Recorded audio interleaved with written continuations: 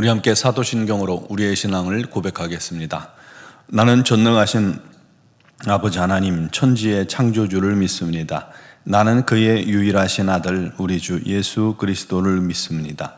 그는 성령으로 잉태되어 동정녀 마리아에게서 나시고 본디오 빌라도에게 고난을 받아 십자가에 못 박혀 죽으시고 장사된 지 사흘 만에 죽은 자 가운데서 다시 살아나셨으며 하늘에 오르시어 전능하신 아버지 하나님 우편에 앉아 계시다가 거기로부터 살아있는 자와 죽은 자를 심판하러 오십니다.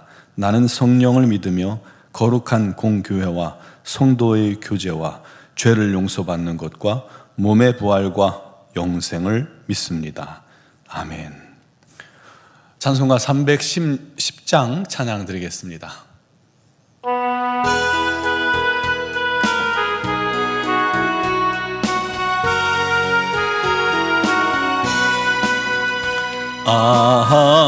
하나님의 은혜로 있을 데 없는 자 왜 구속하여 주는지 난 알 수 없도다.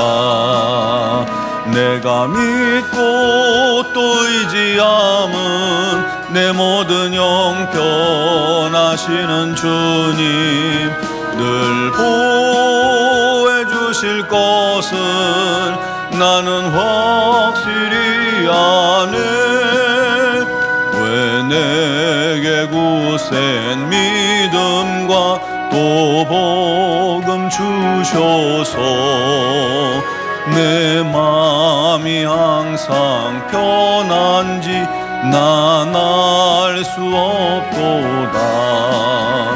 내가 믿고 또 의지함은 내 모든 형편하시는 주님 보호해 주실 것을 나는 확실히 아네. 왜 내게 성령 주셔서 내 마음 감동해 주 예수 믿게 하는지 난 알 수 없도다. 내가 믿고 또 의지함은 내 모든 형편 아시는 주님 늘 보호해 주실 것을 나는 확실히 아네. 주 언제 강림하실지 혹밤에 혹낮에 또 주님 만날 그것도 난 알 수 없도다. 내가 믿고 또 의지함은 내 모든 형편하시는 주님 늘 보호해 주실 것을 나는 확실히 아네. 아멘. 오늘 주신 하나님 말씀은 창세기 38장 24절에서 30절입니다. 창세기 38장 24절에서 30절을 봉독하겠습니다. 석 달쯤 후에 어떤 사람이 유다에게 일러 말하되 내 며느리 다말이 행음하였고 그 행음함으로 말미암아 임신하였느니라. 유다가 이르되 그를 끌어내어 불사르라. 여인이 끌려 나갈 때에 사람을 보내어 시아버지에게 이르되 이 물건 임자로 말미암아 임신하였나이다. 청하건대 보소서 이 도장과 이 그 끈과 지팡이가 누구 것이니까 한지라. 유다가 그것들을 알아보고 이르되 그는 나보다 옳도다. 내가 그를 내 아들 셀라에게 주지 아니하였음이로다 하고 다시는 그를 가까이 하지 아니하였더라. 해산할 때에 보니 쌍태라. 해산할 때에 손이 나오는지라. 산파가 이르되 이는 먼저 나온 자라 하고 홍색 실을 가져다가 그 손에 메었더니 그 손을 도로 들이며 그의 아우가 나오는지라. 산파가 이르되 내가 어찌하여 터뜨리고 나오느냐 하였으므로 그 이름을 베레스라 불렀고 그의 형 곧 손에 홍색실 있는 자가 뒤에 나오니 그 이름을 세라라 불렀더라. 아멘. 창세기 37장부터 마지막 50장까지는 요셉의 이야기입니다. 요셉이 형들에게 팔려서 애굽 보디발 장군의 노예가 되었고, 또 거기서도 모함을 받고 누명을 써서 감옥에 가는 등 요셉의 파란만장한 인생이 펼쳐지고 있죠. 그 와중에도 하나님께서 그와 함께 하심으로 그가 형통케 되었고, 결국은 애굽의 총리가 되었습니다. 또한 극심한 가뭄 속에서 가족들을 애굽으로 이주시켰고, 그곳에서 또 우리 하나님께서 약속하신 한 민족을 이루게 하셨습니다. 그리고 이제 창세기 50장에는 요셉의 죽음으로 창세기가 끝이 납니다. 이렇게 요셉 이야기가 쭉 37장부터 이어지는 와중에 38장에 어떻게 보면 좀 맥락에 어울리지 않게 요셉의 넷째 형이죠, 유다 가족의 부끄러운 가정사 이야기가 불쑥 이렇게 튀어나와 기록이 되어 있습니다. 한 장 전체에 말이죠. 그냥 기록된 건 아니죠. 너무 중요한 구원사의 한 장면이기 때문이고, 우리의 구원이 오직 하나님의 은혜라는 사실을 우리에게 가르쳐주는 사건이기 때문에 그 사건이 기록이 된 겁니다. 본문은 유다의 야곱의 12아들 중에 넷째가 유다죠. 유다의 큰 며느리 다말이 과부예요. 과부임에도 불구하고 아이를 임신했다는 소문을 들은 유다가 분노해서 그녀를 끌어다가 불사르라고 했는데, 다말을 임신시킨, 그러니까 며느리를 임신시킨 장본인이 죽어갔다는 증표를 보니까 시아버지 유다 자기 자신 거예요. 유다는 이 가나안 이방 여인 수아오의 딸을 아내로 삼았죠. 할아버지 되는 이삭이 가나안 여인을 아내로 취하지 말라고 신신당부를 했는데도 불구하고 가나안 여인을 취했고, 그 여인과의 사이에서 에르난과 오난과 셀라, 이 세 아들을 얻었습니다.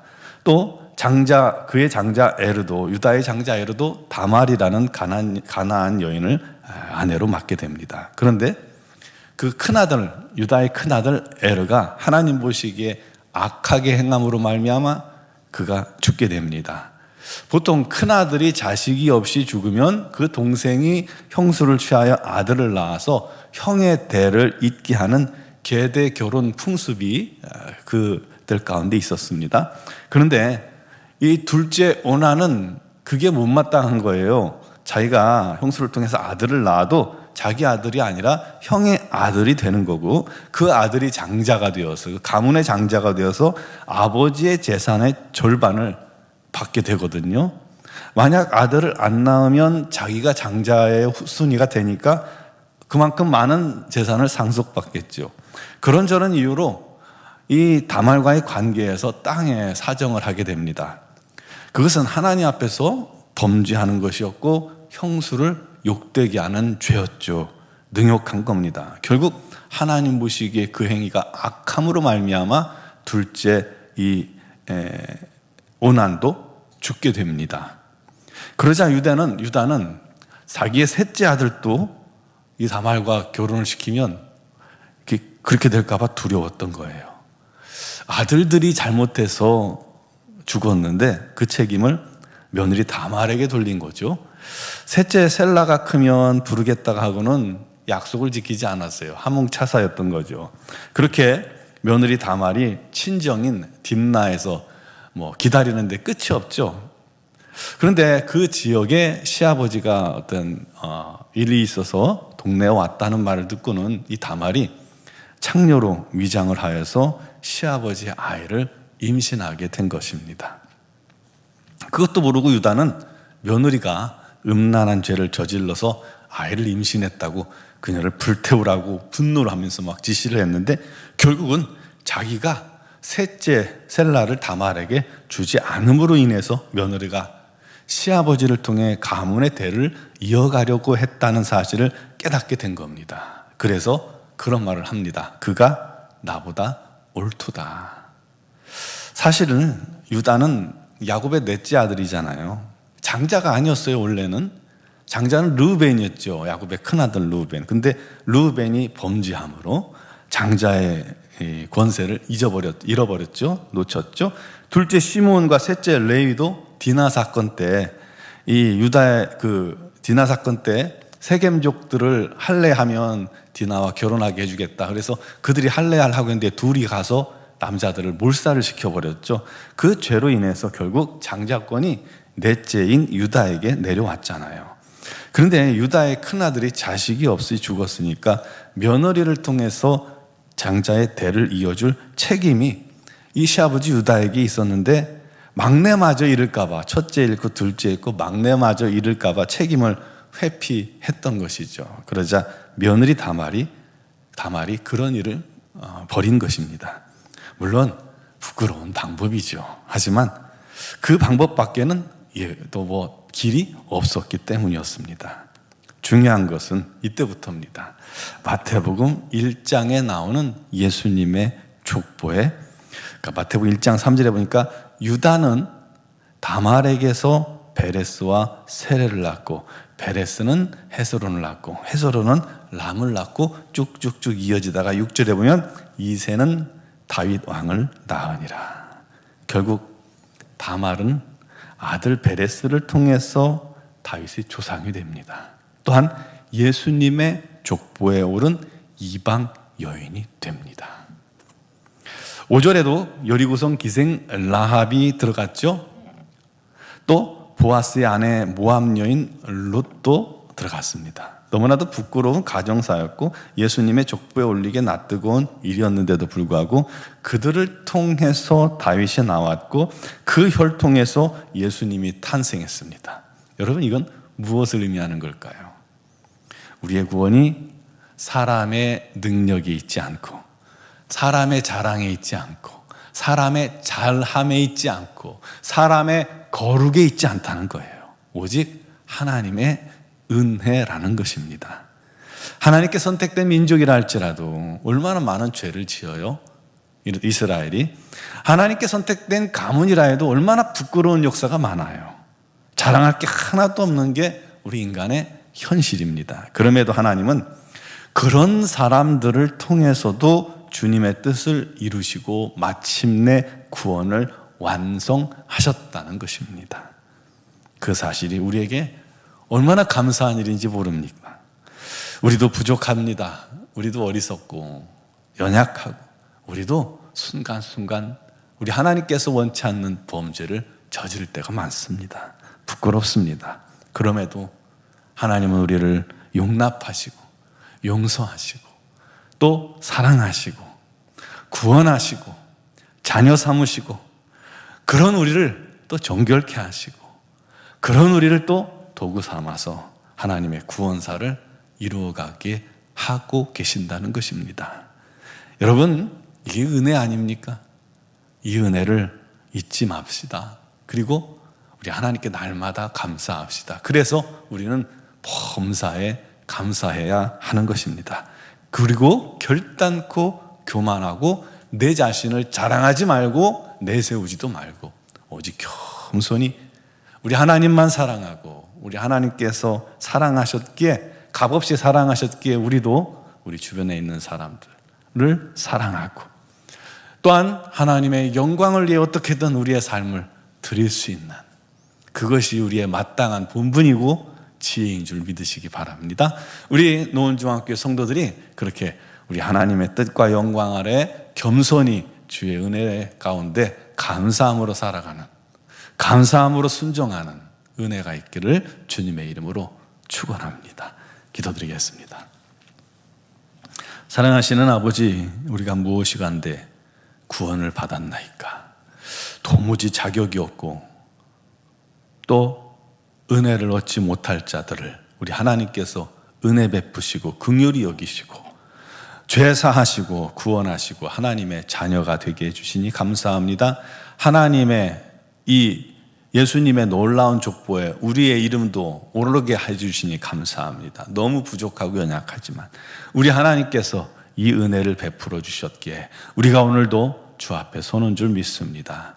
아버지 하나님, 유다와 그 가족들의 부끄러운 현실 속에서도 우리 하나님의 뜻을 이룬 것처럼 우리들의 연약함도 우리 하나님께서 또한 다 아시고 우리들을 용납하시고 용서하시고 새롭게 하시고 우리 하나님의 도구 되게 해주시고 자녀 되게 해주시니 너무나도 감사합니다. 그러므로 교만하지 않고 겸손하며 날마다 감사하며 우리를 구원하신 우리 하나님께 영광 돌리며 우리 하나님의 뜻을 위해 살아가는, 기꺼이 그분을 찬양하며 우리 하나님의 영광을 나타내는 삶을 살아가는 우리 모두가 되게 하여 주옵소서.